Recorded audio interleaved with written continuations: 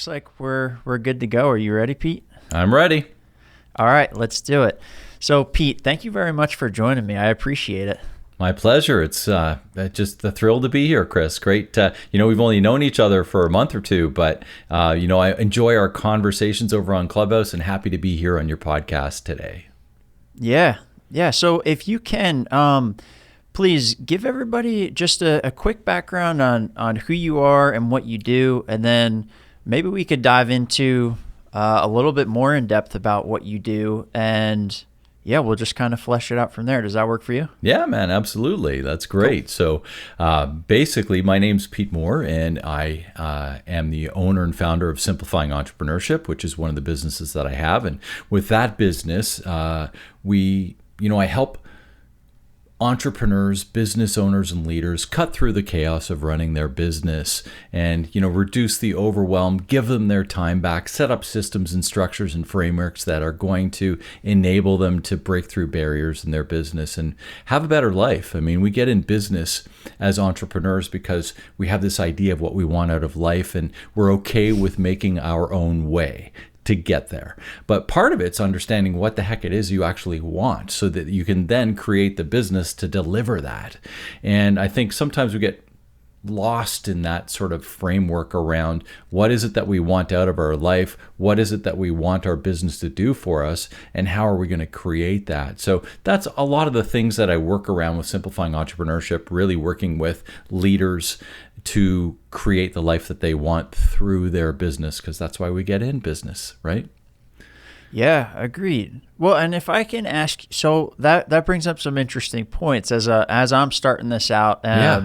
I kind of like to know your philosophy on some of this stuff, but where do you find that balance of doing the business side of things for your own sake and then also making sure that you're really delivering for customers? And is this a very cut and dry thing, or is this a much more dynamic, a lot more gray zones between overworking yourself and finding that right balance, especially at the beginning?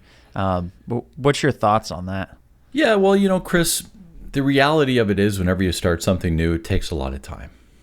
I mean, it just does. Unless you're pretty flush, with a lot of cash and you can really outsource and hire everybody to do everything and just kind of have the team there to do that, that's great.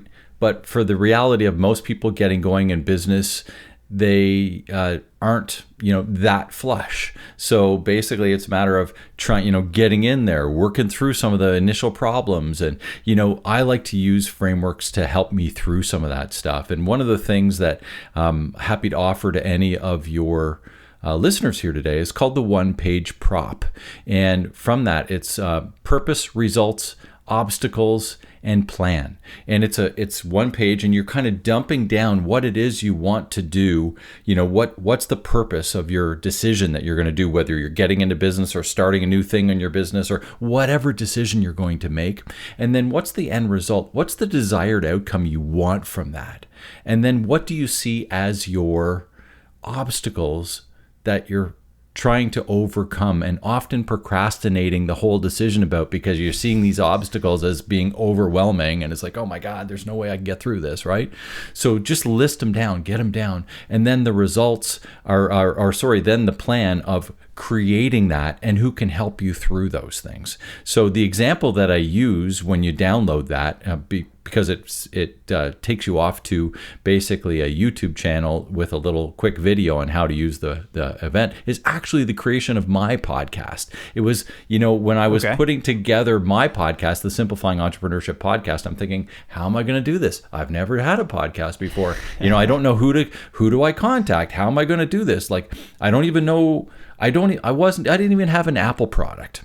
I'm an Android user. It's like, I got to get on iTunes and all this other stuff. And I knew that was the big one. And, I was just so clued out, really. I knew what I wanted to do. I knew the purpose of it was, listen, I have a mandate and my own guiding principles to teach, learn, and create, and to work through some of that sort of stuff. And I wanted to spread the word. I like being on stage, and with all COVID and all that other stuff, I wasn't able to get out and perform, play music and different things. And it's like, how else can I get on stage, and how else can I, use some of those skills?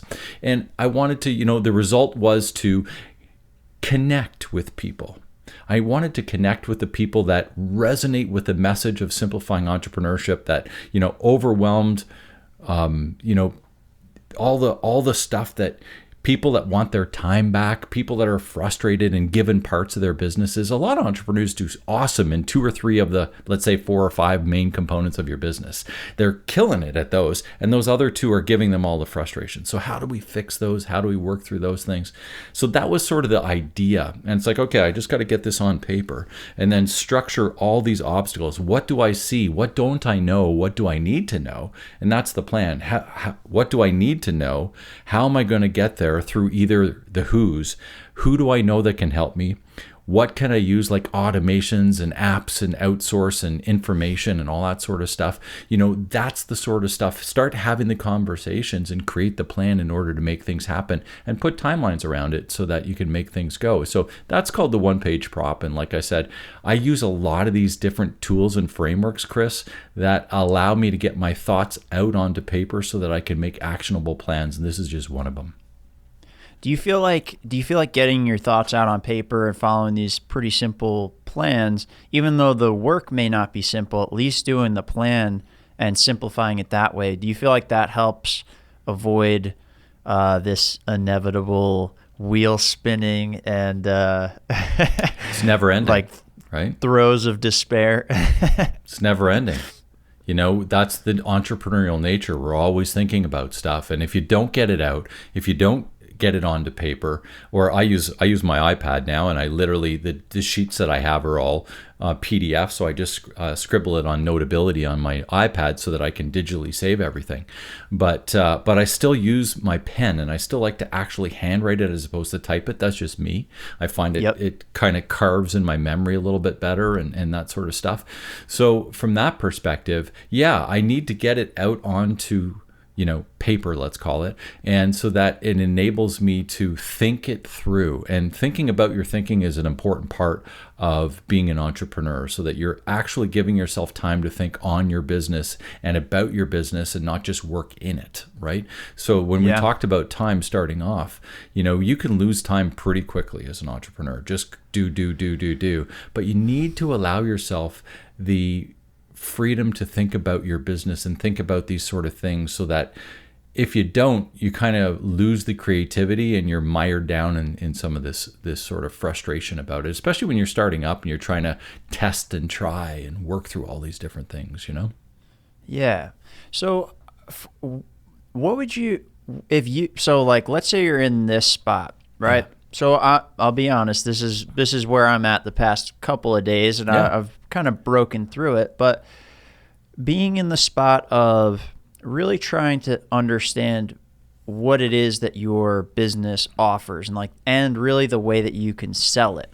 So I've got a pretty solid understanding, at least a better understanding now than I did a month ago, of what really I'm offering and what kind of value I can bring to people. But part of it too is you do these kind of almost stupid tasks, right? That you think are productive, and then you kind of realize that you're just avoiding the inevitable, really important things that you need to be doing. And those things might be, excuse my language, they might be really fucking hard. Yeah, absolutely. Or they might really, really challenge who you are as a person, or what you think of yourself. I mean, what are some of the ways that you kind of get over just that, the self-limiting beliefs that go into the even getting of the work done? Yeah. It's a battle. I think as entrepreneurs, we all go through those sort of seasons of that, let's call it. And it boils down to procrastination. And one of my coaches along the way, Dan Sullivan from Strategic Coach, talks about procrastination. And another great podcast that him and Dean Jackson used to have was called The Joy of Procrastination. It's moved on and it's got a new name now, but I love that sort of joy of procrastination because entrepreneurs tend to procrastinate a lot. And if you don't have anybody to delegate that stuff to, it never gets done, right? So from that perspective, often, and one of the key takeaways, I guess, with around the idea of procrastination with Dan and Dean and Dan, is that often your biggest procrastination is the thing you need to do the most. Yep. And if you keep for that me right now, if you keep for that me in right mind, now, it's sales. Yeah. Yep. So what do you do when you're procrastinating the thing you need to do the most? You break it down into smaller chunks. Okay. That's what you do. You break it down into smaller chunks. So if we're talking about sales, it's like, okay, well, if I need to do sales, what do I need to do to make a sale? Well, all I need to do is, create a lead generator, right? So if I'm going to create a lead generator so I can get more leads, well, if I can get more leads, then I can have more conversations. If I can have more conversations, I can make more sales. As opposed to just saying I need to make more sales. Boy, that sounds pretty big, right? Sure. And if we break it down to say, okay, well, what am I going to do as the first step of making a sale today? How can we chunk that down and say, today, as I just, outlined the idea of the one-page prop. Well, what did I do today? I actually did a sales video on the one-page prop today. I mean, okay. as one of my lead generators, right? So it's going to be like, hey, I had Brock, who looks after my website. I had Brock actually put it on the bottom of my website, and I already made the document. I've had it for a year, but it's like, let's flip this into a lead generator that maybe other people would be interested in using. And then what I can do, hopefully, is that if they're interested in the one-page prop, they go to my website and they give me their email in exchange for the document, right? And in exchange for the video and the other stuff that I've created around this to help them through making decisions. And we know decisions, like we just talked about, you procrastinate the decisions. Well, if you think about them and lay them out with an action plan, and the actions are broken down into 6 or 8 different chunks, then that one big decision doesn't seem like, overwhelm. Yeah.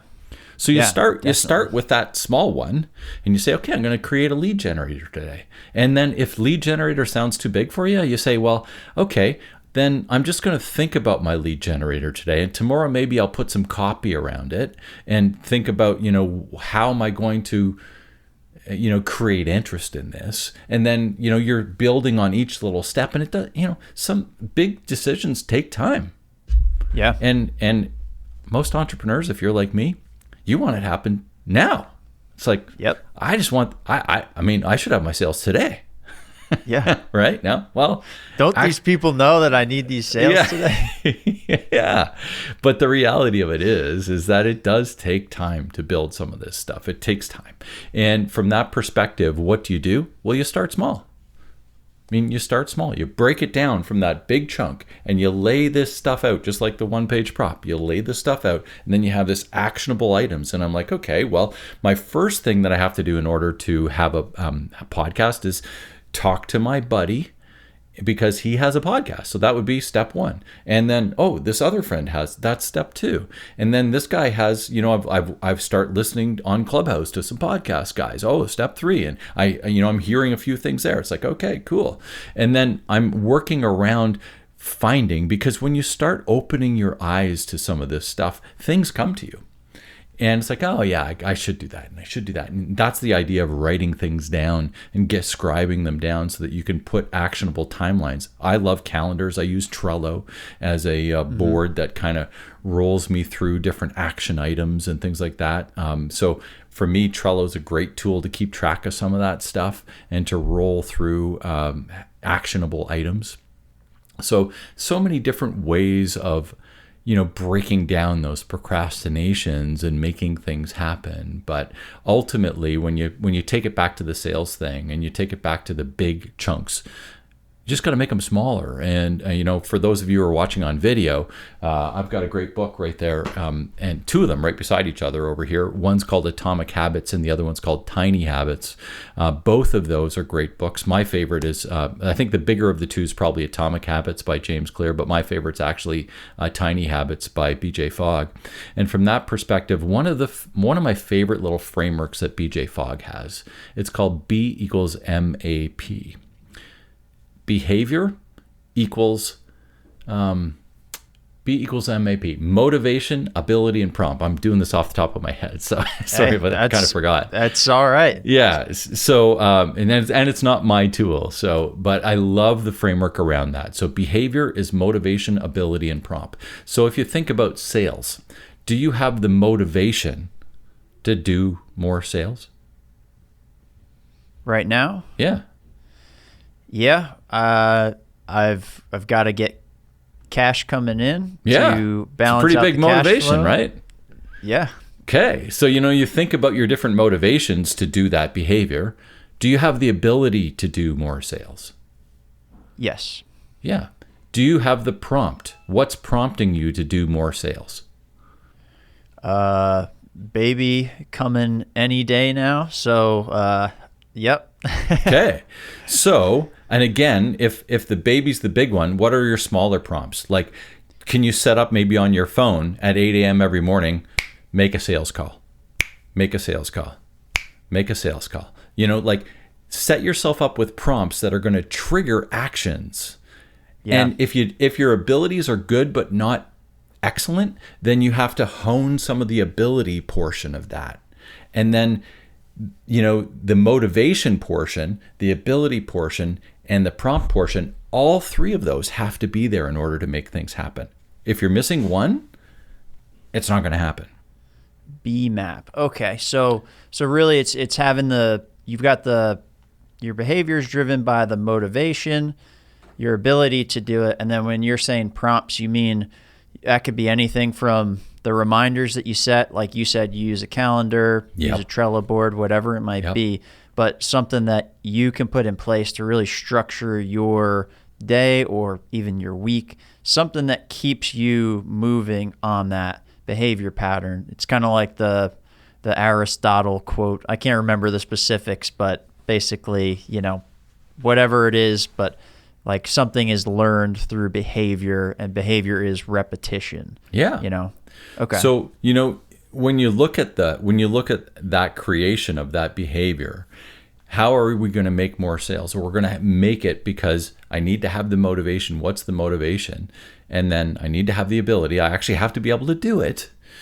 Sure. And if I don't do it well enough, I have to hone my ability to do it. And then I have to be prompted to do it, because the prompt enacts the ability, and the ability is going to help you through the motivation to do what it is you need to do. And so I just like that little framework around, and again, that's a procrastination breaker, right? That's a habit builder. And if you're going to build the habit of doing sales every week, then, one of the prompts could be put it in your calendar that Monday mornings are between 9 and 11, that's the time I do sales. Right? Got it. Okay. And you're literally time mapping that time. And when you're talking about podcast producing or whatever the case is, my podcast producing, I'm time mapping Wednesday afternoons and Friday mornings. And you start mapping around your calendar so that you're allowing yourself the time to use your abilities to enable this stuff to happen. I see. Okay. So, and part of it too that you're bringing up that's interesting is really mapping out that time and almost putting like blockers up on when you do certain things. So, I was just talking to somebody today, somebody that's going to be a guest on my podcast in a few weeks. And she's like, yeah, I only meet with or she's like, yeah, I could do the podcast Monday or Friday because I meet with my customers Tuesday through Thursday. Yeah. And I was just thinking like, wow, that's actually, it's a smart way to approach some of this stuff, because it does set up some sort of schedule that you would maybe get if you were working for somebody else who's kind of telling you what you need to do and when, versus working for yourself and having all of this freedom and flexibility. And actually that can sometimes become more of a sentence than it can be a freedom. There's a lot of bleed there. It bleeds into other areas of your life. Yeah, well, and two, I've noticed the days when I do follow the BMAP process, even when I didn't realize that I was following that, you get a lot more things done, and that wheel spinning goes down significantly. Yeah, it does. And I mean, I can mimic that. We're recording this on a Tuesday, and for me, my days for podcasts are Tuesday and Thursday. So, I'm I'm a guest on 4 podcasts today, and I'm hosting 1 podcast today. So today was a podcast day for me. I've got tomorrow. I don't have podcast. We own some shoe stores. I'm in my shoe stores tomorrow, and I'm in my shoe stores on Friday. And so, working with that team, and I, when I'm doing my coaching and stuff like that, I book those around other times that I've allocated depending, and I usually try to keep those to very structured times. It's like, okay, we're going to meet the same time every week or every 2 weeks or every month or whatever my arrangement is with that particular client. And I'm pretty strict with that. It's like, hey, listen, sure. I don't want to be playing around with times here. You want to commit to me and I want to commit to you. Let's get this stuff done. We're going to meet on Tuesday mornings at 10 o'clock. And away we go. Let's make the commitment and go. And when you're on your own, you have to make the commitment of time to yourself. And that's the hard part, right? Because you're not, who are you answering to? You're answering to yourself. Yeah. So, and if you're not answering to yourself, what I'm finding is you're answering to every ping that comes up on LinkedIn, every ping that comes up on Instagram, on your email, to your bank account, to the credit card bills, to the like that's who you end up answering to.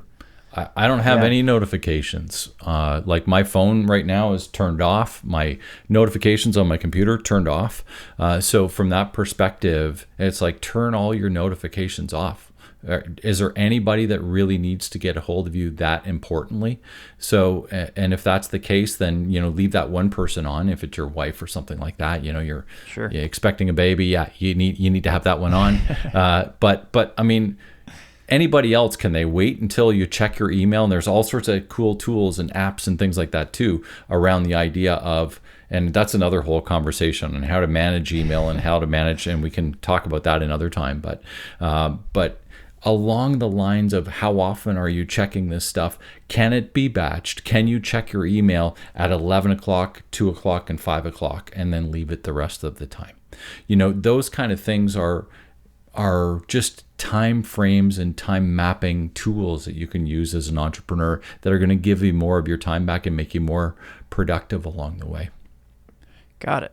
Okay, cool. Well, thanks for those insights. I appreciate it. I'll check out that one pager, and I'll start implementing some of that stuff. And I'm going to check out that Tiny Habits. Yeah. My buddy Matt, who co-hosts with me, he keeps telling me to read Atomic Habits. Atomic Habits is good too. And since he recommended it, I don't want to read it, but now that you recommended it, I think I can read it. Yeah. And I'll say I read it because you recommended it. Both of the books are both of them are valuable. I mean, both Tiny Habits and Atomic Habits, and the one we covered today, BMAP, that whole is the Tiny Habits. That's BJ Fogg's model, but they're both great books. Okay, cool. I'll definitely check that out too, because I think that. It's kind of the universe lining up telling me, I think now, that this is the main thing that I've got to figure out to get through some of this stuff. So thank you. I appreciate it. My pleasure. My pleasure. Well, and so just curious. So you have a shoe business as well. Yeah. So is that in the retail space? Yeah. So we own some shoe stores here in Ontario, Canada, called Shoetopia. And so that's one of the things that I do. And a lot of what I do with my coaches, coaching clients with Simplifying Entrepreneurship, is we help them set up turnkey businesses. And what I mean by turnkey is that businesses that you don't have to manage every day and all day.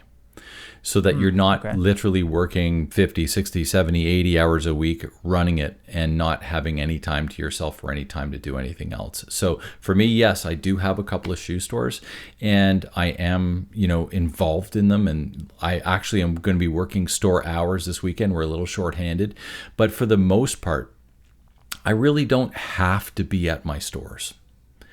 My stores run themselves because we've set up a system that I call the 4 Ps around the idea of setting up a turnkey business, so that I have the people in place, the processes in place, the product in place that enables things to happen without me being there.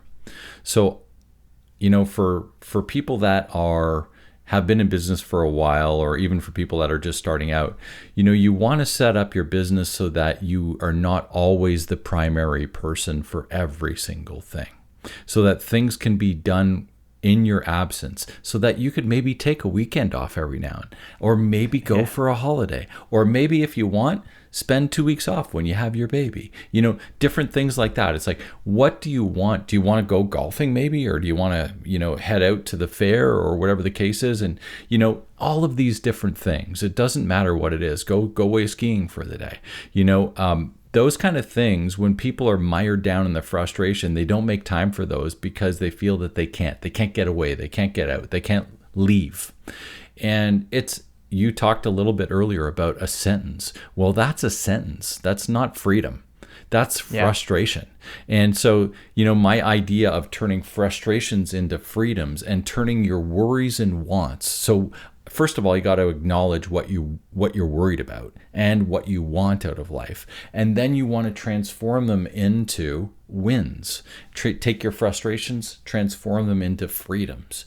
And that's the power really of creating a turnkey business. And the idea around turnkey, it's kind of like a realtor's term essentially, where they walk into a house when you're buying a new house, and you turn the key and you walk in, everything's already done for you.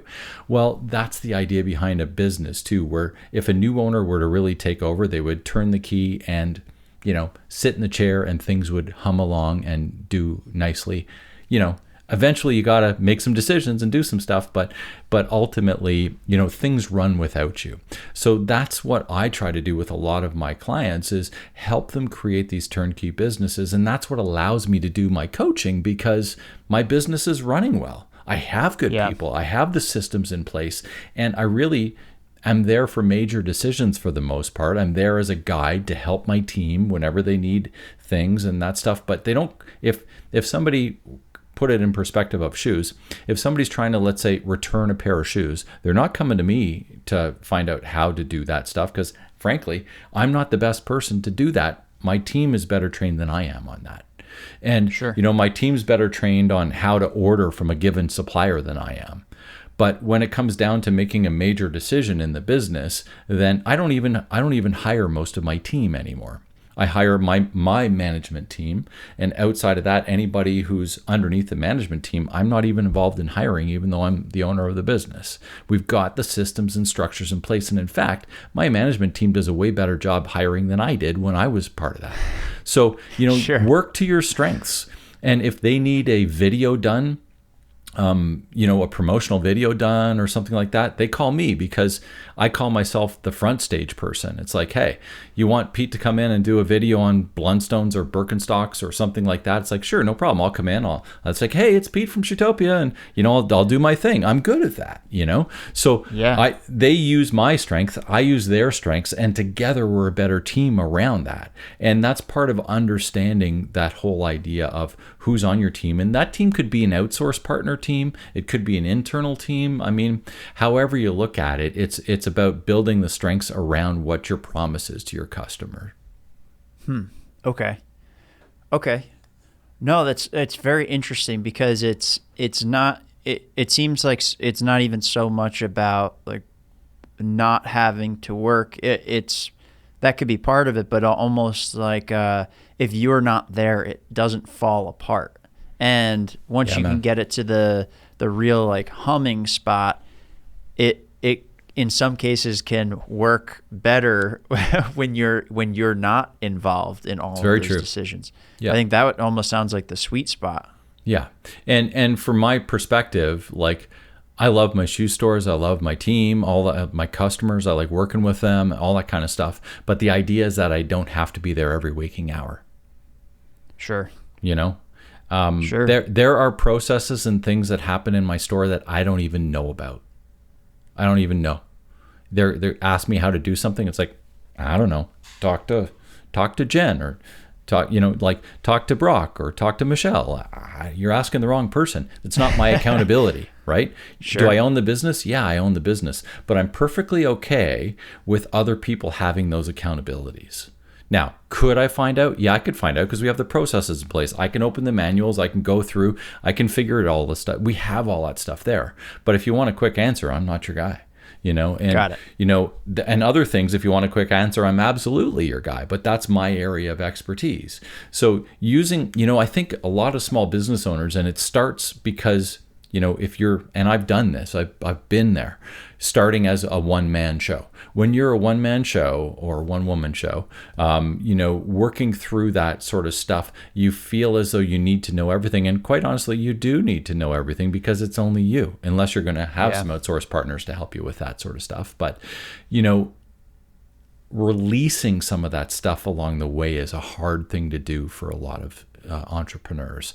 And they feel as though if they don't know how to do every single little thing, they're either going to look stupid to their clients, they're going to look stupid to their team, they're going to look stupid to their suppliers.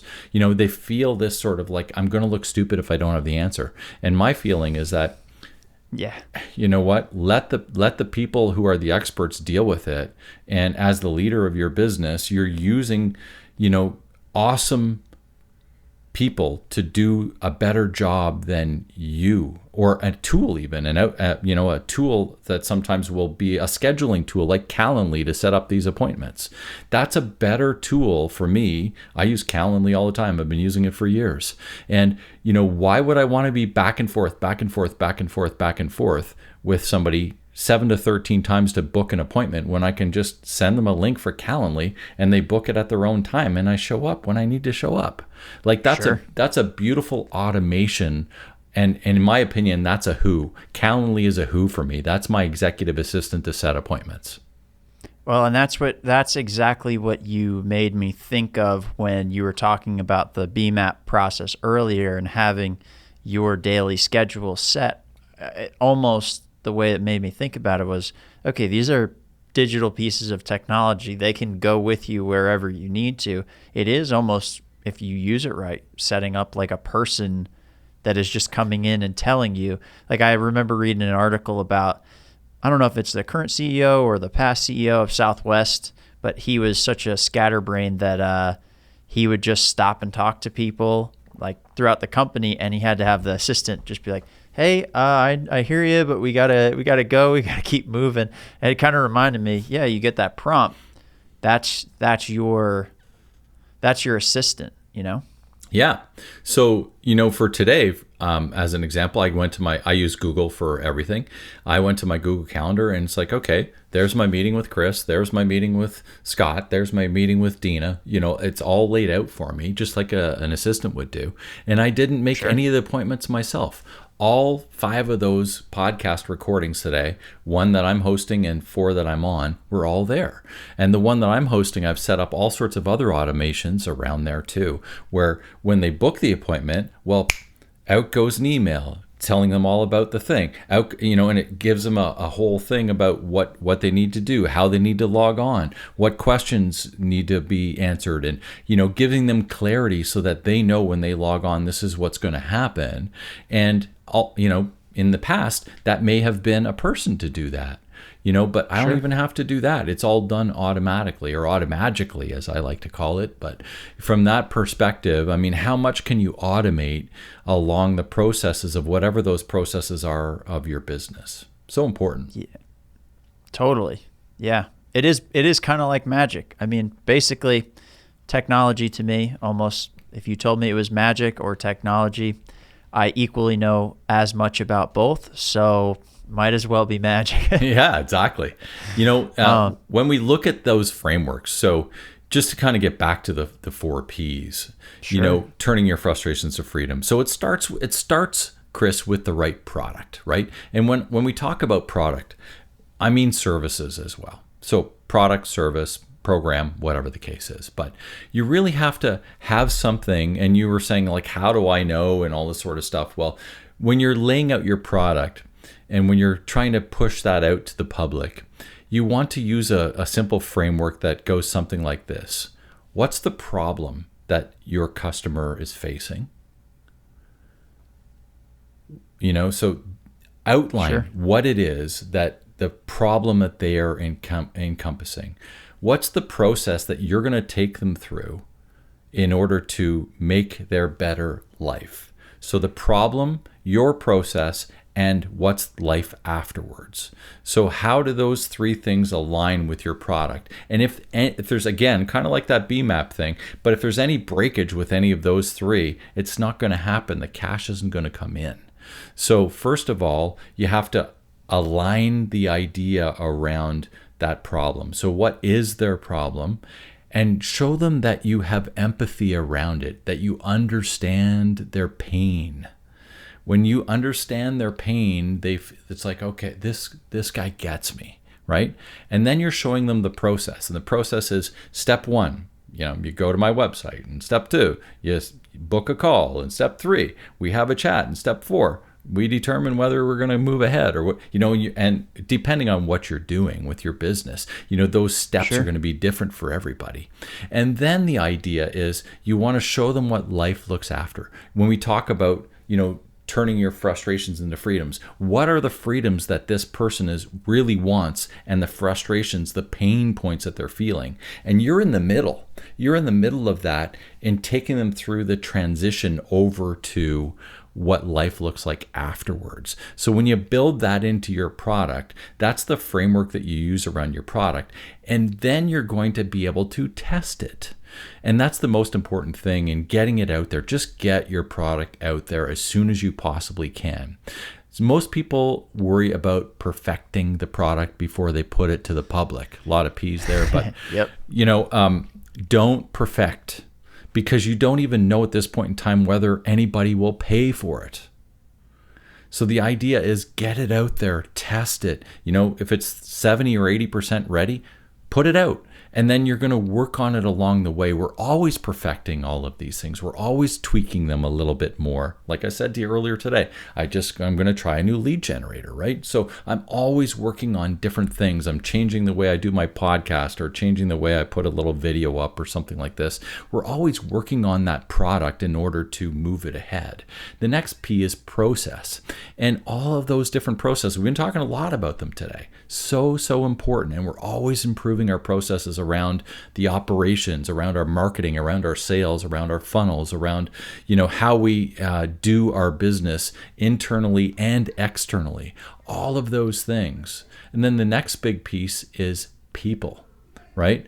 Who are the people in the business? And who are the ones that are actually, who's our ideal customer? Who are our team members, and who are our suppliers that are helping us get there? Yeah. Okay. So you've got I lost your video, Chris. I'm still here, so we're still awesome. Good. Can you hear me? Good. Yeah, I got you. All right. Cool. No worries. Yeah. So you got product, process, people. Yep. And where do we go from there? And then we go to profit. But let's finish off people first. So that's what I want to get to. Man, everybody does, right? But around people, it's this big thing around, those three components, right? Do you have the right team? What does that look like? What's the culture of your organization, and are they delivering your promise to your client, right? Got your video back. Good stuff. And the other people around, those outsource partners and those other suppliers that are enabling you to deliver that promise. And who is your ideal customer? Early on, you kind of take whoever comes in. But as you kind of hone that down, who truly do you want to work with? Who truly can you provide the most benefit to and the most value to, and who can pay you to actually do that service, which pulls you up into profit. Because when you hone your product, your process, your people, that enables profit to happen. And once profit happens, you've got this idea that you can start to buy back your time. And that's the thing. Now you may buy, busy people are busy people, and entrepreneurs are typically busy people. But what that means is, what I did when I was able to get enough profit to hire the right management team within my shoe stores, it allowed me the opportunity, not necessarily to just have free time again, but it allowed me the opportunity to have the time that I wanted to use to build Simplifying Entrepreneurship, for example, or to build another business that I started a year and a half ago too, Sandy Mist. So, it allows me the opportunity to use the time that I want to use the way I want to use it. Yeah. And you can't do that if you have no profit in your business, where you can't bring on management and you can't move up into the leadership portion of your business. Because it's only then when you move up to the leadership and you have the management of the business running in a framework that's actually, like we said, turnkey, so that you're there for any major things, you're there as their guide, you're there to support and all of that other stuff, but you're not there as the day-to-day operator of that business, then you're never going to have the time. And it's going to be hard to get away for that vacation. It's going to be hard to start something new, another side hustle, whatever the case is, all of those different things around it. So, and understanding where your position is within each of those businesses, like I said, with our accountability chart, yes, I'm the owner, but I'm also underneath the guy who looks after marketing as the stage hand, basically, as the person on stage to go in and do the videos, right? Like he basically says, we're going to do this promotion this weekend and I need you to do a video. So although I'm his boss, he then tells me to do the video because I'm under him for that particular thing. Right? Sure. And so that's the kind of layout that we need to have, and so that everybody understands, are the right butts in the right seats. Everybody understands the layout of the accountabilities. And that's where a lot of entrepreneurs get frustrated too, because they're not allowing other people to have accountability. Yeah. That's a big one. Yeah. Well, it's a scary thought to release. Even think, even when you don't even have the opportunity. Like at this point, I'm still in that early phase of the grinding and doing and building up the customer base to the point where delegation on a lot of this stuff almost isn't even something in my sights at this point. Yeah. But I think it seems like that's part of the natural process. So just curious, I mean, I'm not sure which business came first, but whichever business that you started and you were the primary operator in, where did it change from you being the main person that was the crux of everything to starting to have these thoughts and then finally pulling the trigger and start removing yourself from that day to day a little bit? What was that process like? Yeah. And what business did that happen in? Well, the earlier ones happened back when I used to have service businesses, and we had a bathroom renovation company and we had a cleaning franchise as well. And with both of those, so I started with the bathroom, right off the bat, I started with a bathroom renovation franchise. And we sprayed bathtubs and we did bathtub liners and acrylic wall systems. And we sprayed kitchens and, take them from dark oak to bright and white and all that sort of stuff. Sure. Get rid of the harvest gold bathtubs and change them to white. So I was the guy. I bought the franchise. I went and I had a spray gun in my hand. I had my whites on every day, and I'm out there doing my thing and I'm doing my sales and I'm doing all that other stuff. But once it got to the point where literally I was booked out, I couldn't. There literally was no time left for me to do another tub and to get to my sales appointments and that sort of stuff. I hired that first tech, and that first person is usually the hardest one to hire, because we want the person that's going to do everything. It's like, this person needs to be another me.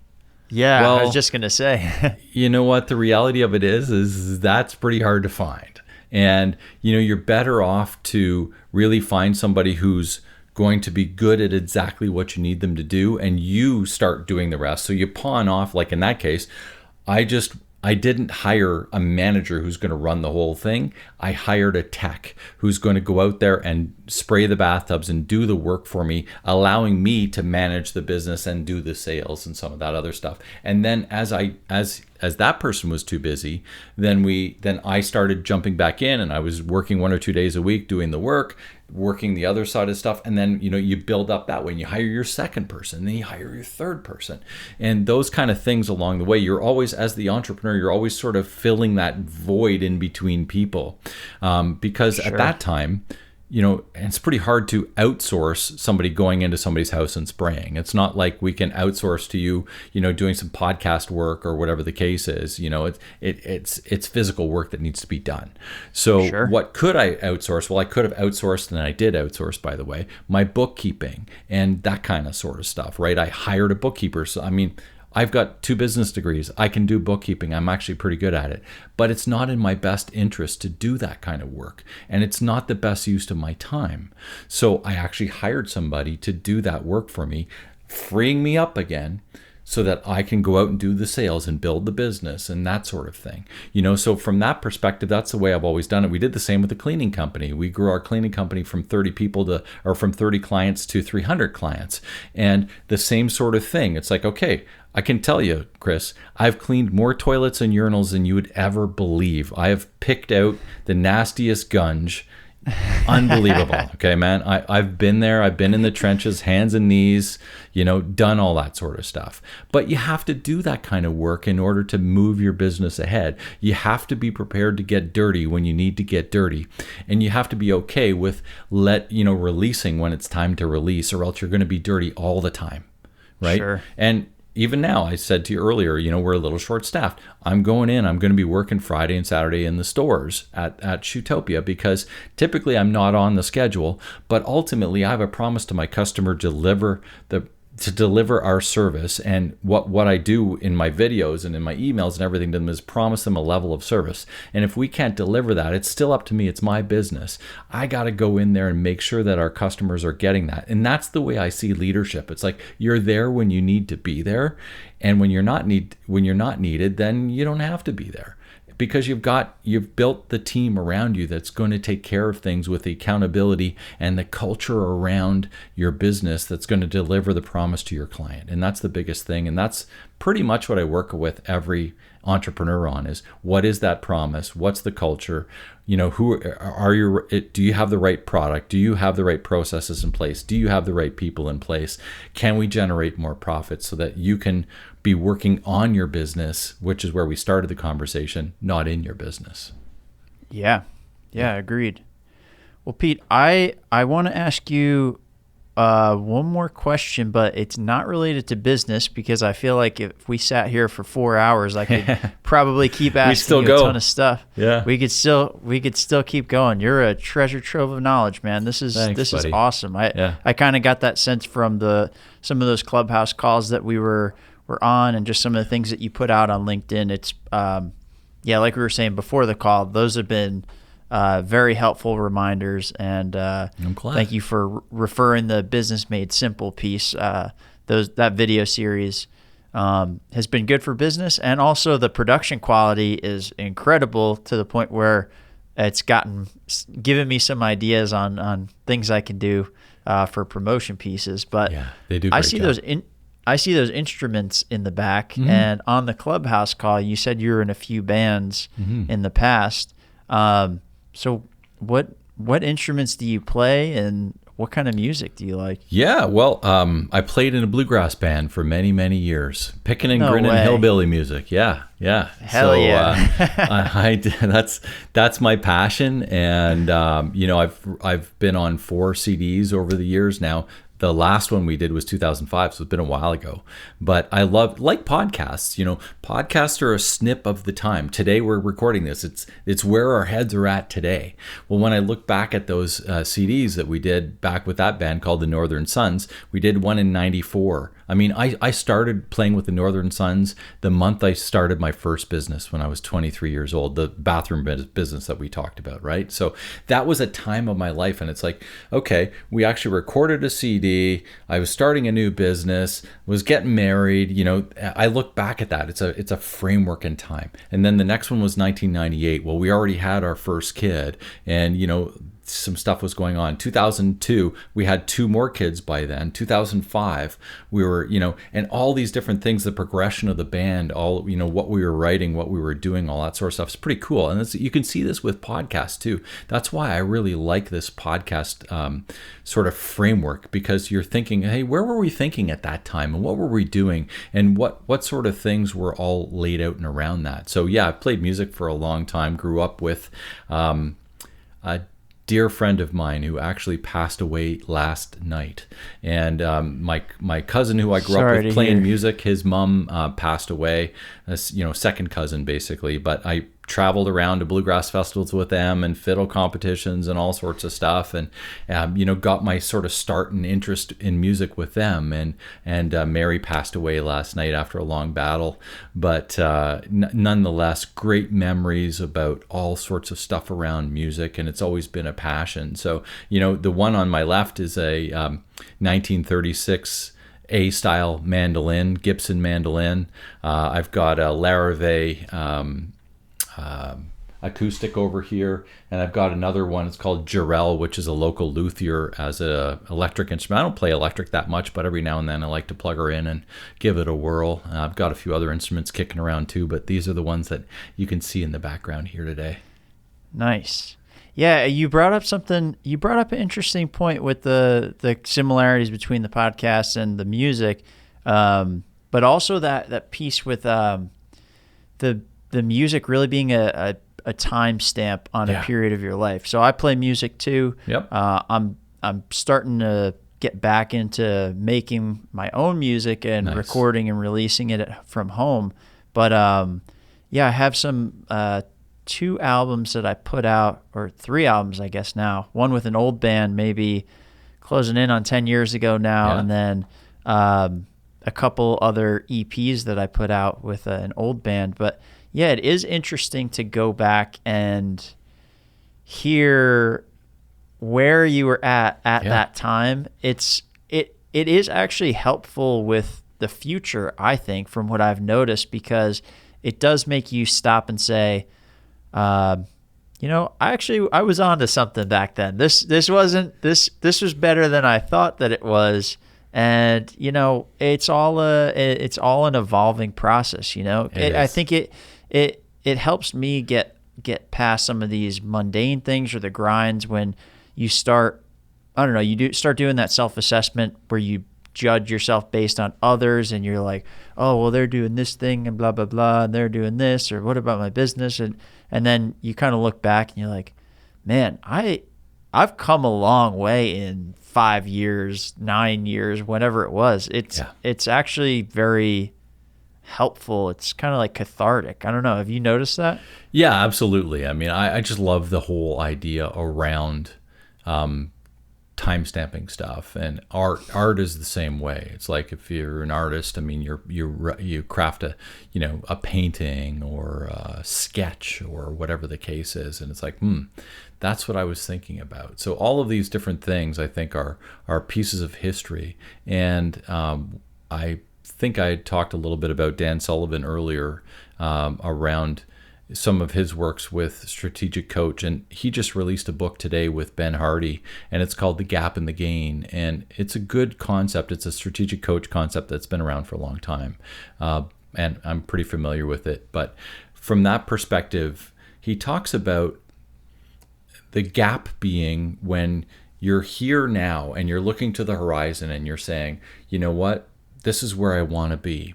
And the fact is that you're never going to reach the horizon. No one has ever reached the horizon. It can't happen, right?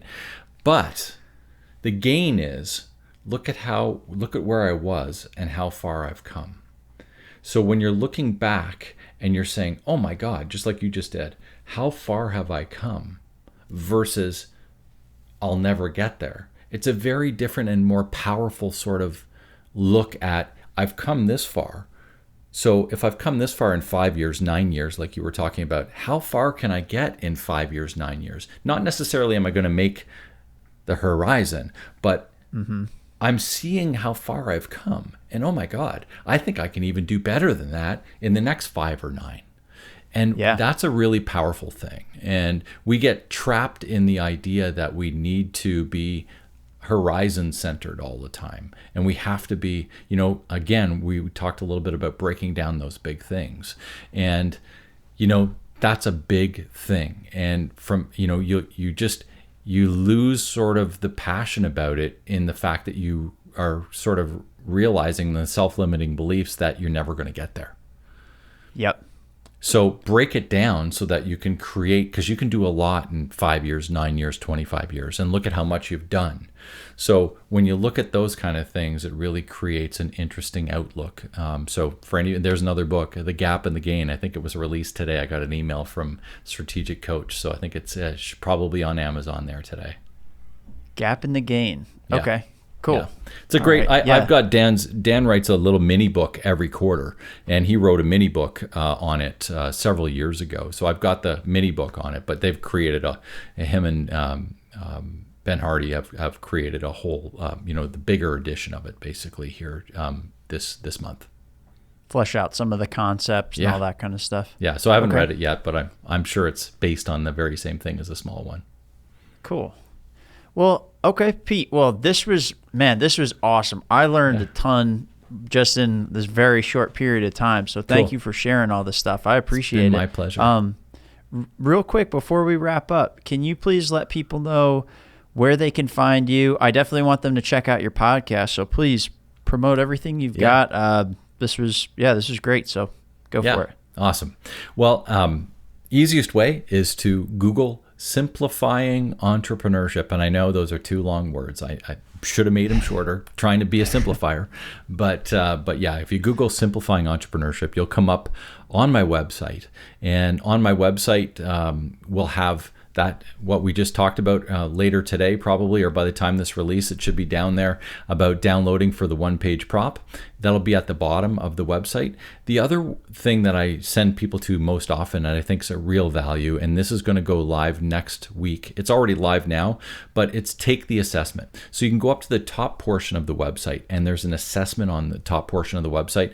Right now, as of October 19th, when we're recording, it's the one I've had up there for the last 8 or 9 months, but it's going to change here at the end of the month. And the new one is awesome. Really thrilled and excited about that. Basically, when you take the assessment, it's going to take you about 15 minutes. The old one takes 15 minutes too, but the new one's going to deliver you back somewhere in the vicinity of 40 to 60 pages worth of information on what you're doing really well with your business and the areas around the business that you need improvement, so that you can create your own journey, your own path, or you can hire somebody like me to help you through that. But essentially, that's the real power here of that assessment. So a couple of great tools there for you. The other ways to get a hold of me, like we're already connected, Chris, on LinkedIn. I'm pretty available on LinkedIn for the most part, and Instagram, Facebook. You can catch me at Pete Mohr, PeteMohr at any of those handles, or on my YouTube channel. I'm trying to grow my YouTube channel these days too, with Simplifying Entrepreneurship, and I've been posting all my stuff over there, but I haven't really started promoting the YouTube side of things. But it's one of the things that I'm working on these days too. We're always working on stuff, right, Chris? It is, yes. This promotion piece, it is definitely interesting. We'll say that. And it takes a lot of time. Yeah, well, and I know that you're on this this mission of being guest on a bunch of podcasts, and it got my wheels spinning too. So sweet. I pretty much take away something from all of our conversations. That's good. I mean, that's the thing. When you can turn the conversations into action, things begin to happen. Action creates happenings, and I think that's the power of conversation. I 100% agree. I think that's the real value with doing things like these podcasts. It's been far more valuable even for my whole life in the past 2 months that I've been doing this than I ever thought that it would be. So awesome. Getting to have conversations like this, it's pretty sweet. So I can't complain. But Pete, thank you very much. I appreciate it. My pleasure. And thank you, everybody, for listening. All right, make it a great day. See ya.